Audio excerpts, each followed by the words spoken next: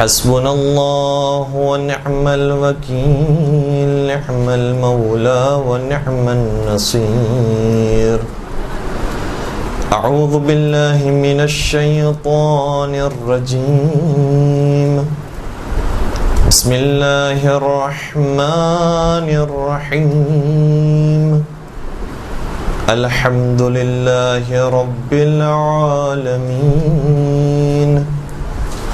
الحمد لله الذي أحصى كل شيء عددا وجعل لكل شيء أمدا وقدر كل شيء تقديرا ثم الصلاة والسلام على النبي الأمي العربي القرشي الهاشمي المكي المدني الأبتحي التهامي العبد المؤيد والرسول المسدد المصطفى الأمجد المحمود الأحمد حبيب إله العالمين أبي القاسم محمد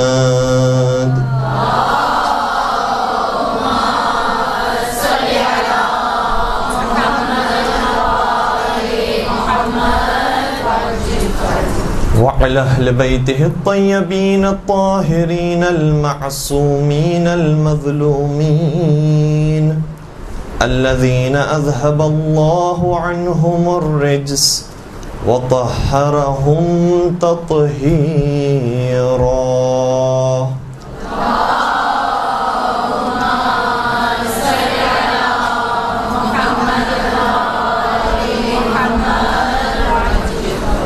ولعنة الله على أعدائهم أجمعين أما بعد فقد قال الله تبارك وتعالى في محكم كتابه المجيد وفرقانه الحميد بسم الله الرحمن الرحيم وما أمروا إلا ليعبدوا الله مخلصين له الدين درود پڑھ دیجئے محمد و آل محمد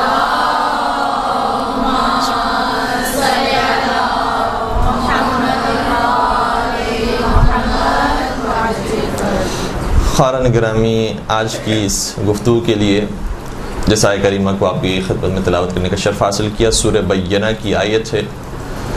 ارشاد رب العزت یہ ہو رہا ہے کہ وَمَا أُمِرُوا إِلَّا لِيَعْبُدُوا اللَّهَ مُخْلِصِينَ لَهُ الدِّينَ، لوگوں کو کوئی حکم دیا ہی نہیں گیا ہے مگر یہ کہ وہ عبادت کریں پروردگار کی، مخلصین لہ الدین، اور وہ عبادت اخلاص کے ساتھ ہو۔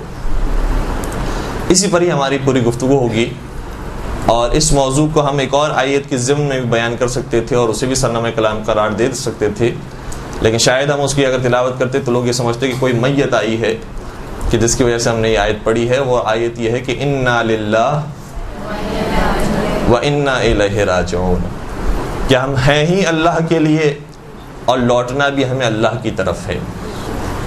اور اسی مفہوم کو مولا متقیان امیر المؤمنین حضرت علی ابن ابی طالب علیہ السلام نے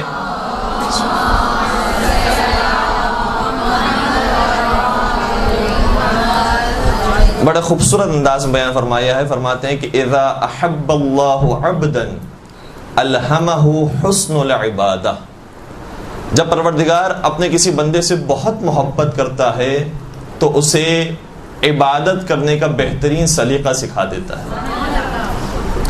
یہاں پر لفظ حسن العبادہ آیا ہے، صرف عبادت نہیں آیا ہے۔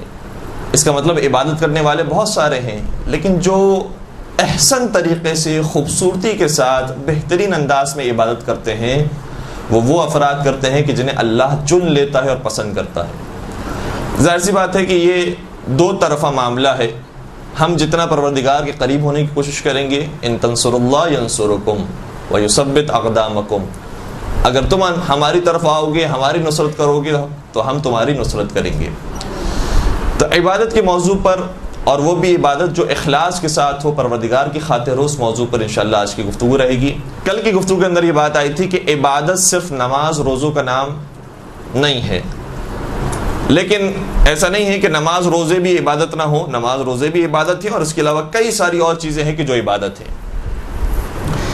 عبادت ایک بہت بڑے مجموعے کا نام ہے، یعنی اگر ہم یہاں پر بیٹھ کر گفتگو کر رہے ہیں تو یہی گفتگو عبادت ہو سکتی ہے۔ آپ تشریف فرما ہیں، یہی تشریف فرما ہونا اور سننا سماعت کرنا یہ بھی عبادت ہو سکتا ہے۔ یہاں سے وقت پر چلے جانا اور گھر وقت پر پہنچ جانا اور گھر کو بھی وقت دینا وہ بھی عبادت ہے۔ اور اسی طریقے سے پھر صبح کے وقت جو اس کا صحیح مناسب وقت ہو اس پر انسان کا بیدار ہونا اور پھر گھر کے کام کاج میں لگ جانا یہ بھی عبادت ہے۔ تو پوری زندگی میں بہت سارے اعمال ایسے ہیں کہ جو ہماری عبادت سے تعلق رکھتے ہیں، اور بھرپور کوشش انسان کو کرنی چاہیے کہ اس کا ایک ایک عمل، اس کا ایک ایک کردار اور ایک ایک لمحہ اس کا عبادت کے اندر گزر رہا ہو۔ البتہ ماہ رمضان کے اندر تو خود بخود یہ ہمیں اپرچونٹی مل جاتی ہے کہ اگر انسان گناہوں سے محفوظ ہے تو انفاسکم فیہ تسبیح، تمہارا سانس لینا بھی عبادت ہو جاتا ہے۔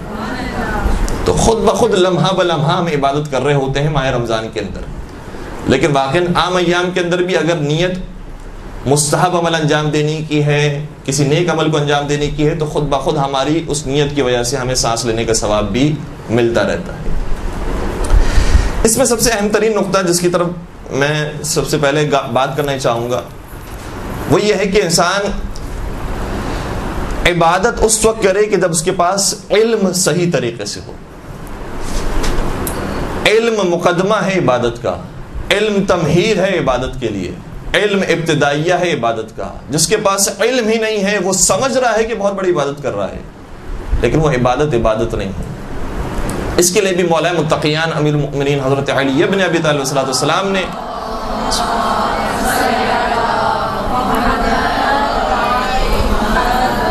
بہت ہی خوبصورت ایک مثال بیان کی ہے، اور میں کوشش کروں گا کہ چونکہ مولا متقیان کے ابھی ایام آئیں گے ماہ رمضان میں، اس لیے مولا متقیان ہی کے فرمان کو، ان کی سیرت کو زیادہ سے زیادہ آپ کی خدمت پیش کرنے کی کوشش کروں۔ مولا متقیان نے شاہ فرمایا کہ المتعبد علی غیر فقہ کحمار الطاحون یدور ولا یبرح۔ فرمایا وہ شخص کہ جو بہت بڑا عبادت گزار ہے لیکن بغیر سوچے سمجھے عبادت کر رہا ہے، اس کی مثال اس گدھے کی طرح ہے جو چکی کے گرد گھومتا رہتا ہے تاکہ آٹے کو پیسے، اور سمجھ رہا ہوتا ہے کہ میں بہت بڑا کام کر رہا ہوں، بہت آگے بڑھ رہا ہوں، جبکہ وہ صرف گھوم رہا ہوتا ہے اور چل رہا ہوتا ہے لیکن آگے نہیں بڑھ رہا ہوتا۔ وہ پورا چکر لگاتا ہے اور وہیں پہنچ جاتا ہے، پھر پورا چکر لگاتا ہے وہیں پر پہنچ جاتا ہے، پھر پورا چکر لگاتا ہے وہیں پر پہنچ جاتا ہے۔ سمجھ رہا ہوتا ہے کہ میں آگے بڑھ رہا ہوں، وہ چل رہا ہے لیکن آگے نہیں بڑھ رہا۔ یعنی جس کو ہم عام زبان میں کہہ سکتے ہیں کہ جو گھر کے اندر جاگنگ کر رہے ہوتے ہیں تو پیر لگ رہے ہیں، حرکت ہے انسان کے بدن میں، لیکن یہ حرکت انسان کو آگے نہیں پہنچا رہی۔ بلکہ ایک روایت کے اندر چھٹے سرکار شاہ فرماتے ہیں کہ اگر کوئی شخص، ایک درود پڑھ دیجئے محمد و آلہ،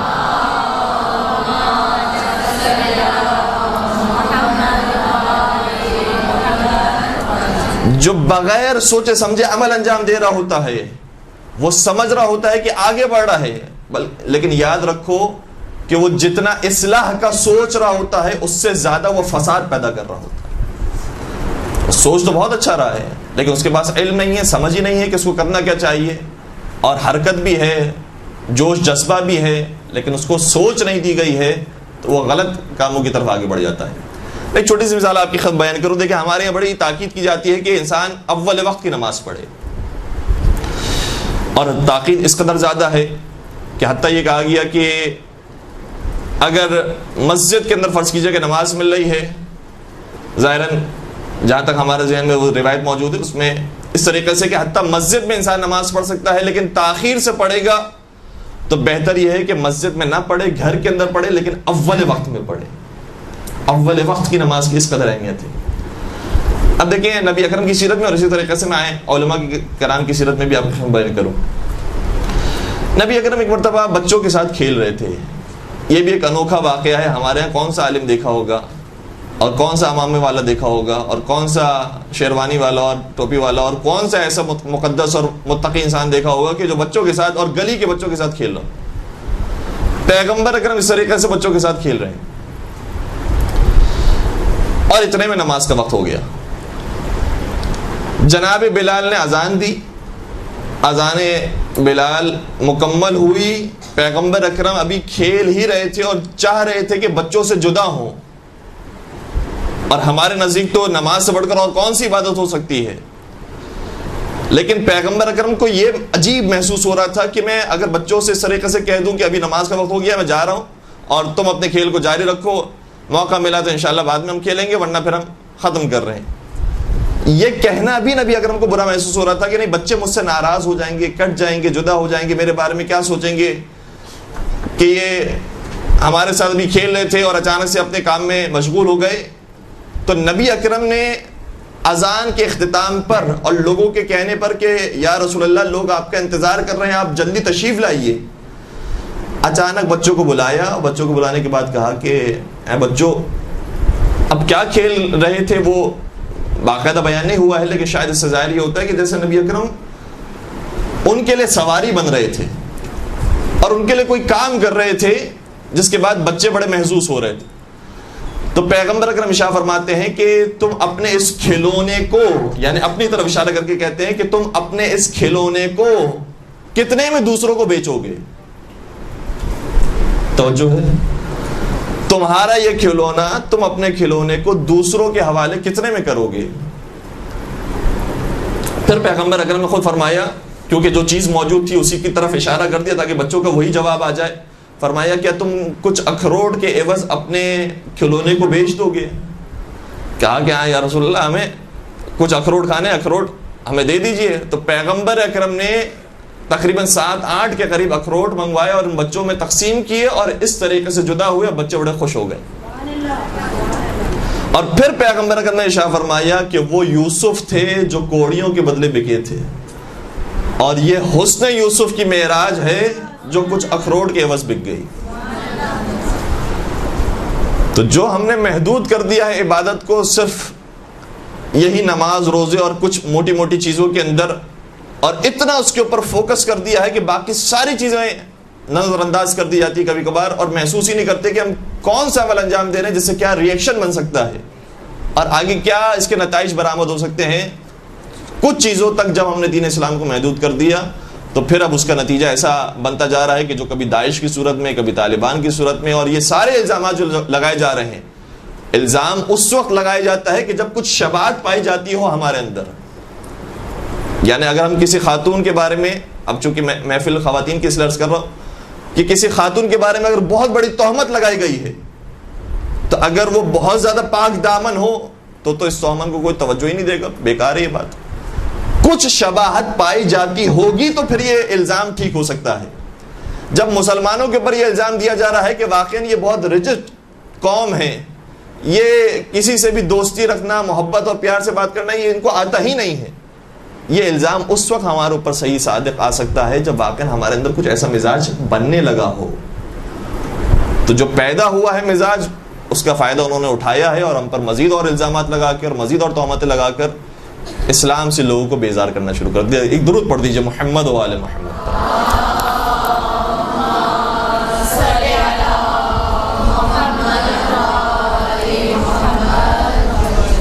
ایک اور میں عجیب بات بیان کرنے جا رہا ہوں, اور شاید ہم نے بھی اور ہمارے جیسے کئی سارے علماء کرام نے اس بات پر بڑی تاکید کی ہے, اور خیر وہ تاکید مراجعین کی طرف سے بھی ہے, تائید شدہ ہے, معصومین کی روایتیں بھی اس بارے میں تائید کرتی ہیں, خود پیغمبر اکرم کی سیرت اس بارے میں تائید کرتی ہیں کہ انسان اول وقت کی نماز انجام دے. پیغمبر اکرم کے بارے میں روایت موجود ہے کہ لوگوں سے گفتگو فرما رہے ہوتے تھے, اصحاب سے گفتگو کر رہے ہوتے تھے, جیسے ہی نماز کا وقت آتا تھا ہم سے ایسے جدا ہوتے تھے کہ جیسے ہمارے درمیان موجود ہی نہ ہو.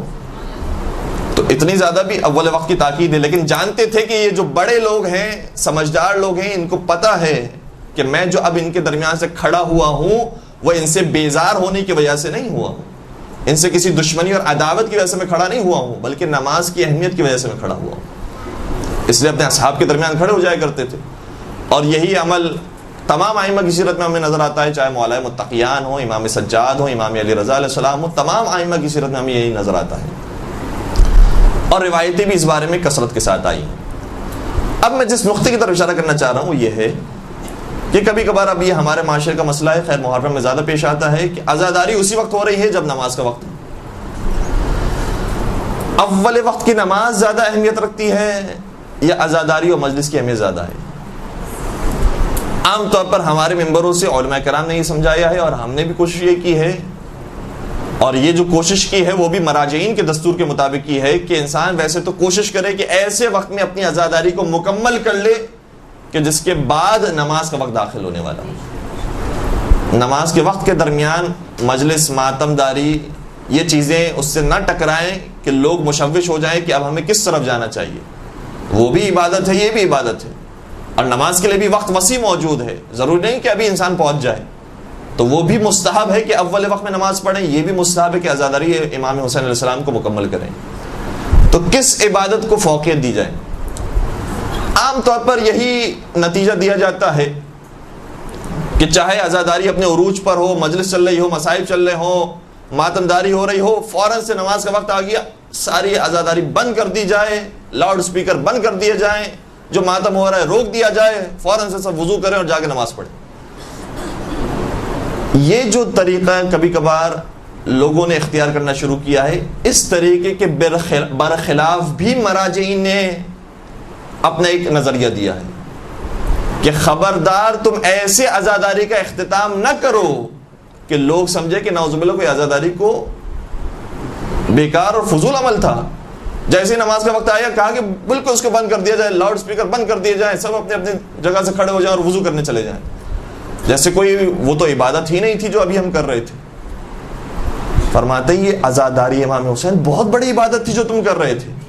اگر اس طریقے سے تم کھڑے ہوتے ہو تو عزاداری کی توہین کر رہے ہو. لہذا چونکہ توہین عزاداری ہے, اس لیے اسے ایسے انداز میں مکمل کرو کہ اس کی توہین کا سبب نہ بنے, اور پھر نماز کے لیے کھڑے ہو.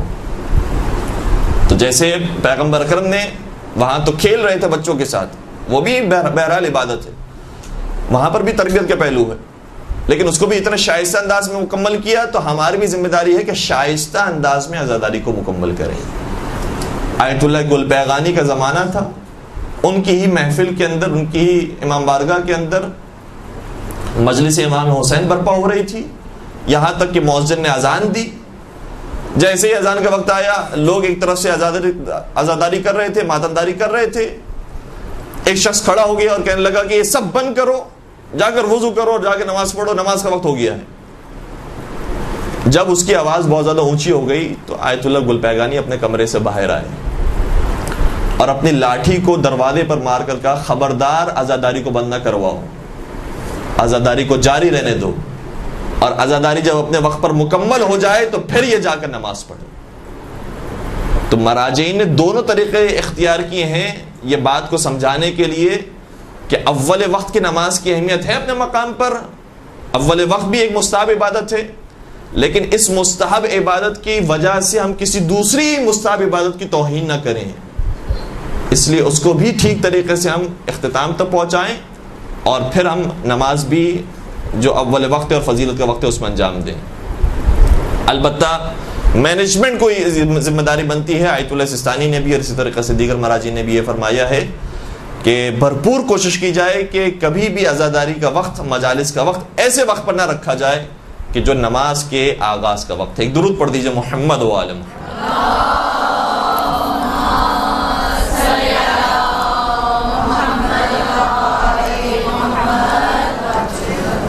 اس حوالے سے اب کئی ساری اور مولا کائنات کی احادیث موجود ہیں, میں جلدی جلدی آپ کی خدمت بیان کر دوں, اگر لکھنا چاہیں تو تحریر فرمائیے گا. ایک جگہ پر شاہ فرماتے ہیں کہ افضل العبادت الفکر, سب سے بہترین عبادت سوچنا ہے اور فکر کرنا ہے. اس کا مطلب عبادت ایسی آنکھ بند کر شروع نہیں کر دینی ہے, اس کا مقدمہ وہی علم ہے اور فکر ہے. دوسرے مقام پر بہار الانوار کی روایت ہے, مولا شاہ فرماتے ہیں کہ افضل العبادت الفقہ, بہترین عبادت فقہ اور سوچنا ہے. اب یہاں پر بھی فقہ کا مطلب وہ فقہ نہیں ہے کہ جو ہم ابھی فقہ کا مطلب سمجھتے ہیں کہ فقہ کا مطلب ہے کہ اب فقہی مسائل بیان ہوں گے. یہ فقہی مسائل اور فقہ کی جو اصطلاح ہے تو ابھی جدید اصطلاح ہے، ورنہ اس زمانے میں عربی یہ لفظ فقہ کا لفظ اپنے لغوی معنی میں استعمال ہوتا تھا، یعنی سوچنا اور دقت کرنا، غور و فکر کرنا. تو افضل ترین عبادت یہ سوچنا اور دقت کرنا اور اپنے ذہن کو استعمال کرنا ہے. ایک اور مقام پر شاہ فرماتے ہیں کہ لا خیر فی عبادت لیس فیہا تفقہ، اور دوسرے مقام پر تھوڑا سا آگے جا کے شاہ فرماتے ہیں کہ ولا خیر فی قراءۃ لیس فیہا تدبر، اس عبادت کے اندر کوئی خیر نہیں ہے جس عبادت میں علم اور غور و فکر نہ ہو، اور اس قراءت قرآن کے اندر اور تلاوت قرآن کریم کے اندر بھی کوئی خیر نہیں ہے جس میں تدبر و تفکر نہ ہو. تو بار بار مولا کی اس حوالے سے احادیث ہمیں نظر آتی ہیں، اور صرف میں مولا کائنات کی نہیں، باقی ائمہ علیہ السلام کی بھی اسی طریقے سے روایتیں ہمیں نظر آتی ہے. خود قرآن کریم کا بار بار یہ فرمان ہے کہ انما یخشی اللہ من عبادہ العلماء، خدا سے ڈرنے والے یہ وہ نہیں ہیں جو زیادہ عبادتیں کرتے ہیں، وہ ہیں جو صاحب علم ہوتے ہیں. جب علم آئے گا، معرفت آئے گی، تو انسان خود بخود پروردگار سے خوف کھائے گا. تو یہاں تک ہم نے ایک بات کو مکمل کیا. اسی کے ساتھ ایک جڑی ہوئی بات ہے کہ جب انسان کے پاس کچھ نالج آنا شروع ہوگی تو یہ ایک اور مرحلے کی طرف داخل ہوگا. وہ سوال کیا ہے؟ وہ سوال بڑا عجیب ہے. اب دیکھیں، میں ایک ذرا پریکٹیکل بات بھی بیان کروں، خود اپنا تجربہ بھی ہے جو بیان کر رہا ہوں، کہ جب انسان مدرسے میں آتا ہے اور علم حاصل کرنا شروع کرتا ہے، معلومات اس کی بڑھنا شروع ہوتی ہے، فقہ پڑھنا شروع کرتا ہے، عقائد پڑھنا شروع کرتا ہے، دین کو پڑھنا شروع کرتا ہے، تو جب تک مدرسے میں نہیں آیا ہوتا ہے زیادہ نمازیں پڑھتا ہے. جب تک مدرسے میں داخلہ نہیں لیا ہوتا ہے تو زیادہ قرآن کریم پڑھا ہوتا ہے. جیسے ہی مدرسے میں آ جاتا ہے تو پتہ چل جاتا ہے اچھا یہ تو واجب نہیں تھا، ہم تو واجب سمجھ کے پڑھ رہے تھے، اس کو چھوڑ دیا. وہ بھی واجب نہیں تھا، ہم تو واجب سمجھ کے پڑھ رہے تھے، اس کو بھی چھوڑ دیا. وہ نماز جو پہلے 6-7 منٹ کی تھی، ہوتے ہوتے وہ 3 منٹ کی ہو گئی. کہ اب تو واجب تو سورہ کوثر پڑھنا بھی کافی ہے ہر نماز کے اندر. تو جو سب سے چھوٹا سورہ ہے وہ اس مقام پر کام آتا ہے کہ ہم نے نماز کو جتنا چھوٹے سے چھوٹا اور واجب سے واجب حد تک ہم نے انجام دے دیا. خدا خیر ہے ہماری کہ الحمدللہ جہنم میں نہیں جانے والے. تو یہ واقعاً ایک المیہ بنتا جا رہا ہے کہ جتنے لوگ حوضے میں جاتے ہیں، جتنے لوگ مدرسے میں جاتے ہیں، وہ اعمال زیادہ کرنے کے بجائے کم کرنا شروع کر دیتے ہیں. وہ عبادتیں زیادہ کرنے کے بجائے اور کم سے کم ہوتی جاتی ہیں. اس کا کیا حل کیا جائے؟ اس کا کیا جواب دیا جائے کہ ایسا کیوں ہو رہا ہے؟ ہمارے خیال میں ایک بات جو مدرسے میں آنے والے ہر طالب علم کو سوچنی چاہیے، خود مجھے سب سے زیادہ پہلے سوچنی چاہیے کہ صحیح ہے مجھے بہت ساری چیزوں کا پہلے علم ہی تھا کہ فلاں عبادت مستحب ہے، واجب نہیں ہے، میں اس کو ضروری سمجھ کے، لازم سمجھ کے انجام دیتا رہا. پتہ چل گیا بعد میں جا کر کہ یہ لازم اور واجب نہیں ہے، یہ مستحب عبادت ہے. ٹھیک ہے، ہم نے چھوڑ دی، چھوڑنا چاہیں تو چھوڑ دی. لیکن ہمیں ایسے ایسے یہ بھی پتہ چلنا شروع ہو جائے گا کہ جتنی ہم مستحب عبادتیں چھوڑتے جا رہے ہیں اور اپنا وقت بچاتے جا رہے ہیں، تو خود وقت بچا کر وقت کو ضائع کرنا یہ بھی دین نے سکھایا ہے کہ یہ حرام ہے. وقت کا ضیاع کرنا یہ بھی حرام ہے. انسان اپنے وقت کو ضائع کرے.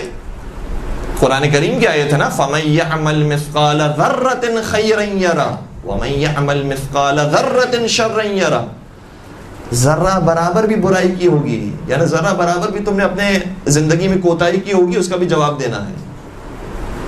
اگر تم مزید کام کر سکتے تھے دنیا والوں کے لیے، اپنے لیے، اپنے بچوں کے لیے، اپنے گھر والوں کے لیے، کیوں کام نہیں کیا؟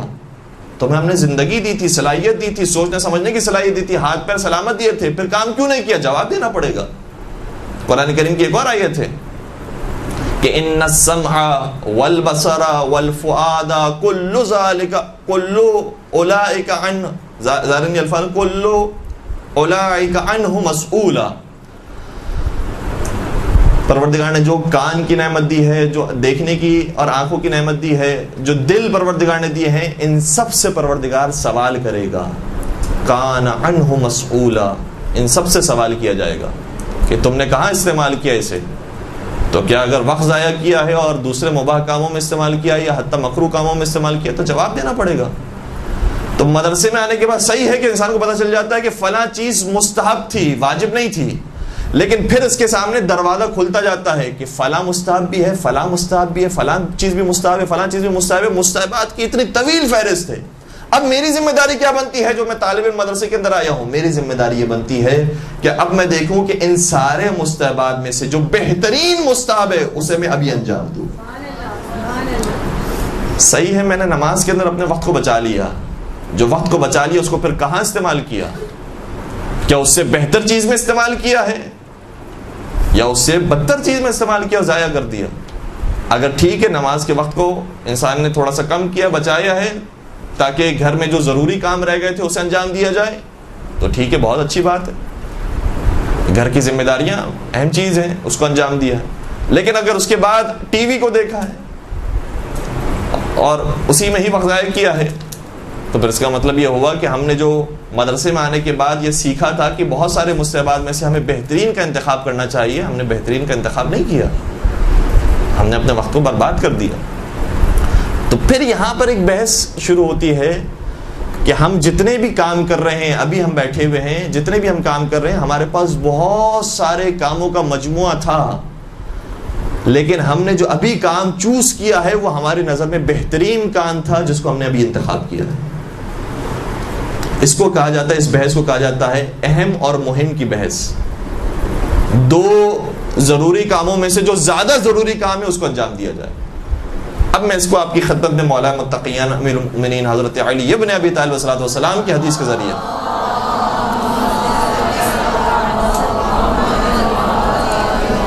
بیان کرنے کی کوشش کر رہا ہوں۔ نہج البلاغہ کے اندر حکمت نمبر 39 ارشاد فرماتے ہیں مولا کہ لا قربت بالنوافل اذا اضرت بالفرائض، اس نافلہ عبادت کی کوئی حیثیت اور کوئی وقت نہیں ہے اگر اس نافلہ اور مستحب عبادت کی وجہ سے انسان اپنے واجبات کو چھوڑ رہا ہو۔